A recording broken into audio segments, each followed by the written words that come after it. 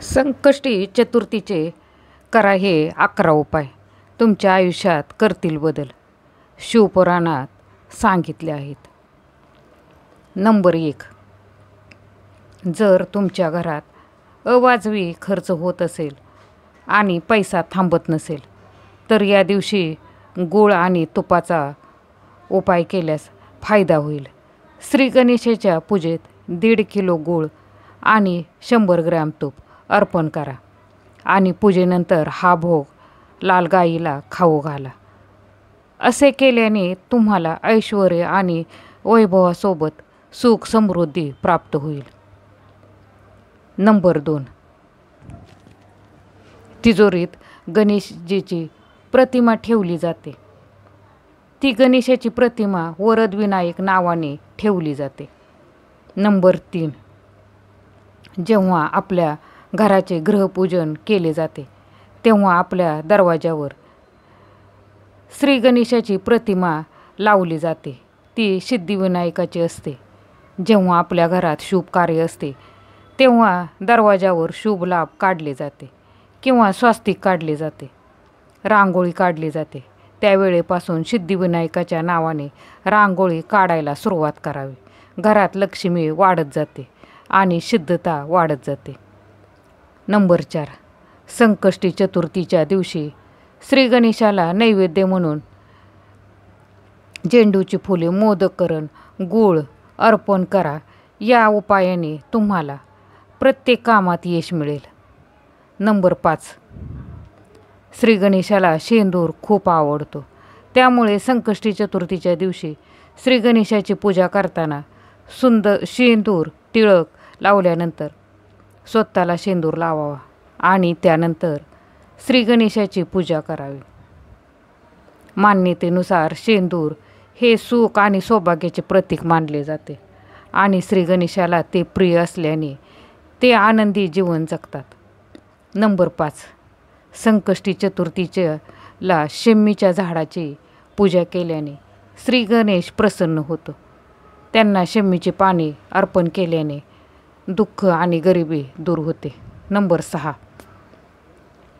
जर तुम्हाला जीवनातील सर्वात मोठ्या समस्येपासून मुक्ती मिळवायची असल्यास संकष्टी दिवशी गणेशाला दुर्वा अर्पण करताना ओम गणपती नमः मंत्राचा 17 वेळा जप करा. तुमची समस्या दूर होईल. नंबर 7. जर तुम्हाला स्वतःचे घर घ्यायचे असेल तर संकष्टी चतुर्थीच्या दिवशी श्री गणेश पंचरत्न स्तोत्राचे पठण करा. तुम्हाला नक्कीच याचा फायदा होईल. नंबर 8.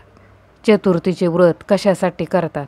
केवळ पुत्र, परिवार, आपले कुटुंब, वैभव, संपदाच्या दिशेने जावे, त्यांच्या आयुष्यात वाढ व्हावी यासाठी संकष्टी चतुर्थीचे व्रत करतात. नंबर 9.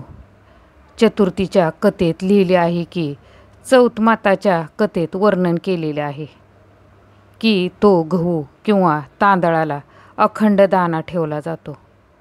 एखाद्या जरुरी कामासाठी जात असेल आणि ते काम सफल व्हावे त्यासाठी ज्याने चतुर्थीचे व्रत केले आहे, चंद्रदेवाचे पूजन केले आहे, त्या व्यक्तीने भगवान गणेशाला विनंती करून 1-2 अखंड दाणे उचलून ज्या व्यक्तीचे काम अटकत आहेत तो व्यक्ती आपल्याच घरातला असला पाहिजे,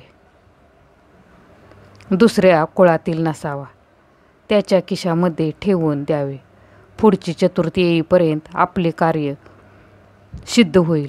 अखंड दाण्याचे इतके महत्त्व आहे कारण चतुर्थीचे व्रत करणारी माता जेव्हा व्रत करते, स्वयं चतुर्थीच्या कथेत लिहिलेले आहे की पार्वती स्वतः गणेशाकडून चतुर्थीची कथा वाचून घेते. चतुर्थीची कथा स्वयं गणेशाने वाचली होती आणि माता पार्वतीने ती ऐकली होती. नंबर 10.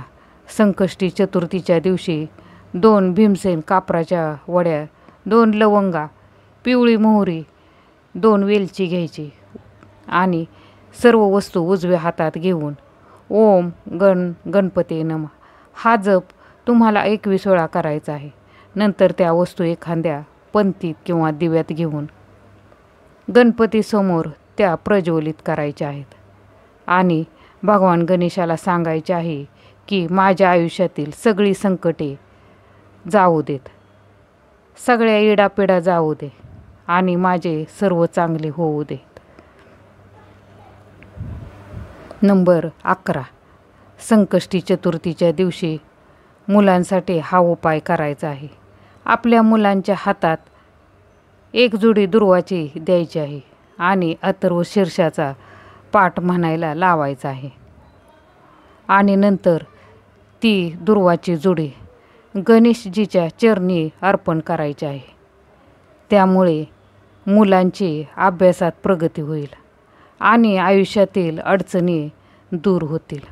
तर मित्रमैत्रिणींनो, हा व्हिडिओ तुम्हाला नक्कीच आवडला असेल. आवडला तर लाईक, शेअर आणि सबस्क्राईब जरूर करा. धन्यवाद.